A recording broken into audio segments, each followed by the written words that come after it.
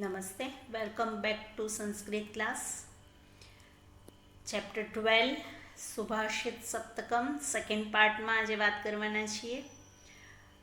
First પાર્ટમાં આપણે જોયા 4 versus અને જેમાં ચારે ચારમાં જીવનમાં ઉતારવા જેવી બાબતો આપણે શીખ્યા. Let start. આ પાર્ટમાં બીજા 3 વર્સસ જોઈએ.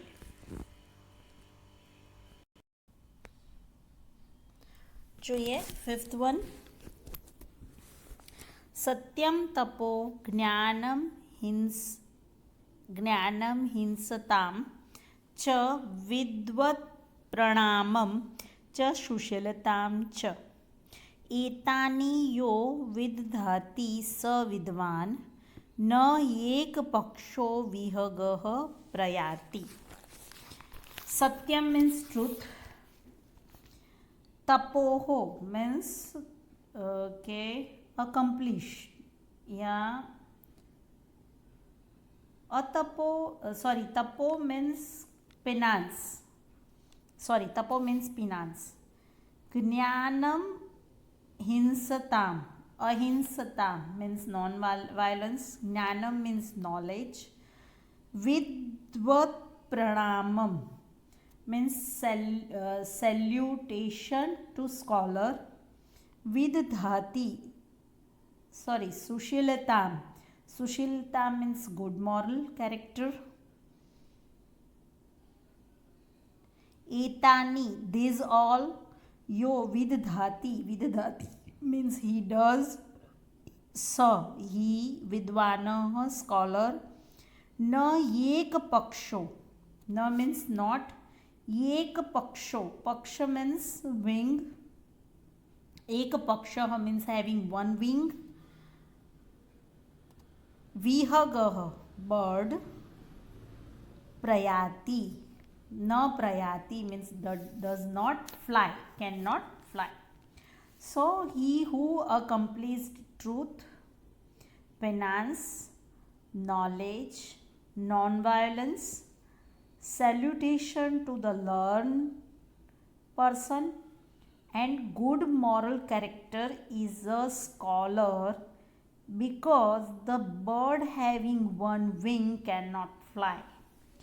એટલે આ જે આપણા ક્વોલિટીઝની વાત કરી છે અહીંયા કે accomplish truth, penance, knowledge, non violence, salutation to the learn person and good moral character and scholar.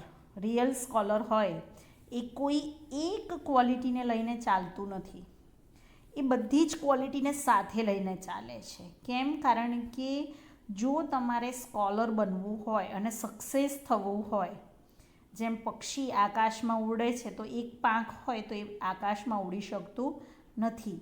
તો આકાશ સમી ઊંચાઈ સફળતા તરફ તમારે જવું હોય તો એવા સ્કોલર હોય એ હંમેશા બધી જ ક્વોલિટીઝને પોતાના કેરેક્ટરમાં સમાવે છે. તો અહીંયા કઈ કઈ ક્વોલિટીની વાત કરી છે?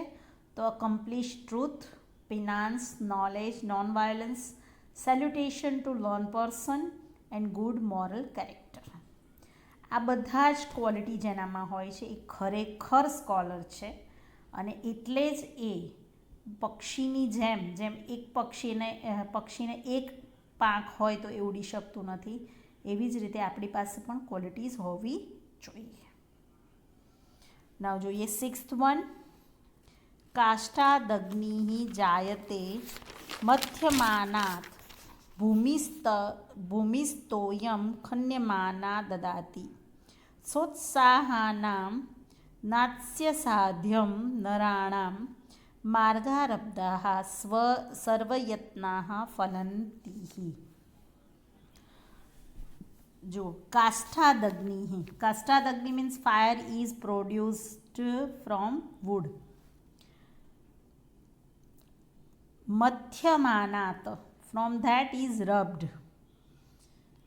ભૂમિસ્તોયમ. ભૂમિ મીન્સ અર્થ, તોયમ મીન્સ વોટર, મીન્સ ધરતીની અંદરથી મળતું પાણી. તમને ખબર હોય તો બોરવેલ ને આપણા પહેલાંના સમયના કૂવા, વાવ, એ બધા જમીનમાંથી પાણી મળે છે, કારણ કે જમીનમાં પણ ક્યાંક ઝરણાઓ અને નદીઓ વહે છે જેનું પાણી પીવા લાયક હોય છે.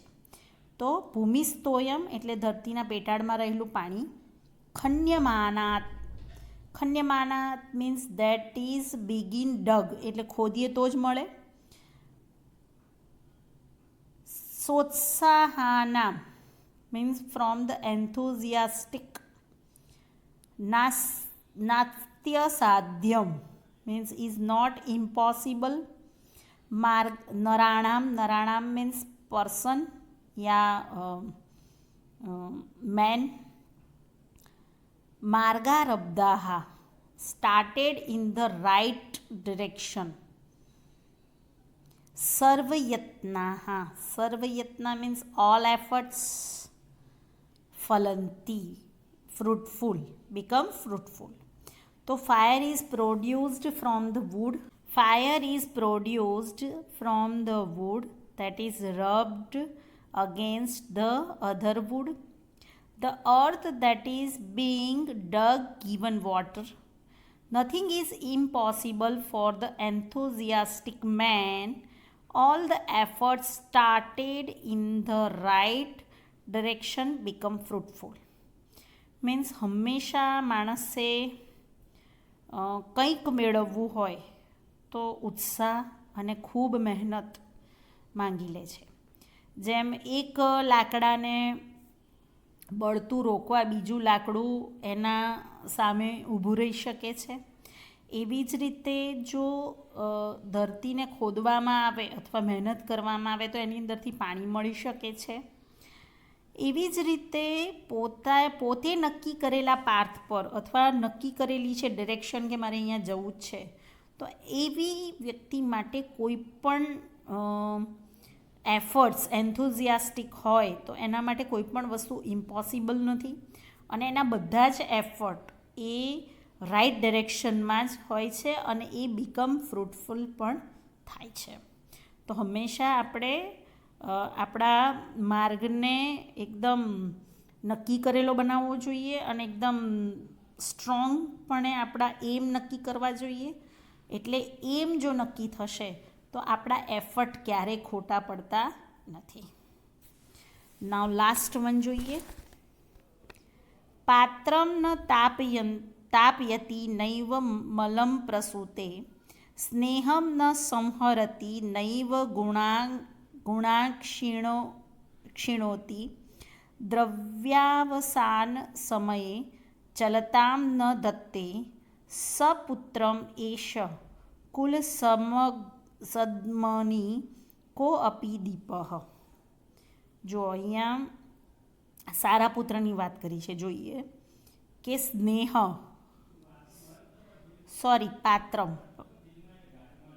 પાત્રમ means vessel.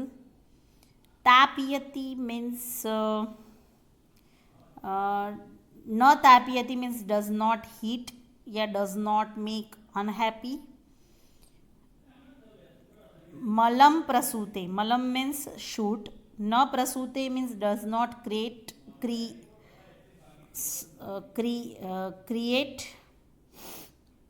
સ્નેહમ affection. ન સંહરતી means does not destroy. ગુણાક્ષીણોતિ, ગુણાન means weeks અથવા virtues. ન ક્ષીણોતિ does not diminish. દ્રવ્યાવસન સમયે means at the time of termination of material.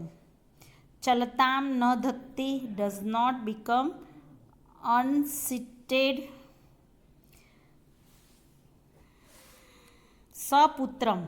Satputram means virtuous son. Esha, this cool sadmani means in the house in the form of dynasty. Ko api deepah, a certain lamp. So this illustrious son is an indesirable or unique lamp in the house of dynasty. It does not heat the vessel, does not produce soot, does not finish oil or ghee, does not diminish the wicks, does not flicker at the time of termination of material.